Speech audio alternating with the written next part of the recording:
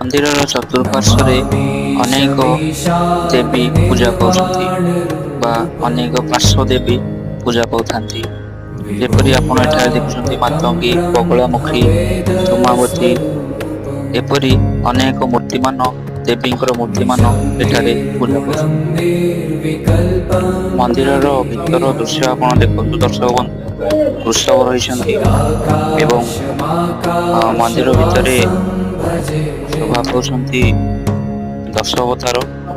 ଠାକୁରଙ୍କର ଦଶ ଅବତାର ରହିଛନ୍ତି। ପରଶୁରାମ ଅବତାର ଠାରୁ ଆରମ୍ଭ କରି ରାମ ଅବତାର ଏବଂ ମତ୍ସ୍ୟ ଅବତାର, ଏହିପରି ଦଶ ଅବତାର ଏଠାରେ ଠାକୁରଙ୍କର ପ୍ରକାଶ ପାଇଛନ୍ତି। ଏହି ମନ୍ଦିରଟି ଘଟକେଶ୍ୱର ମନ୍ଦିର ମାନେ ଶିବଙ୍କ ଏକ ଶୈବ ମନ୍ଦିର ହୋଇଥିଲେ ମଧ୍ୟ ଏଠାରେ ବିଷ୍ଣୁଙ୍କର ଦଶ ଅବତାର ସ୍ଥାନ ପାଇଛନ୍ତି।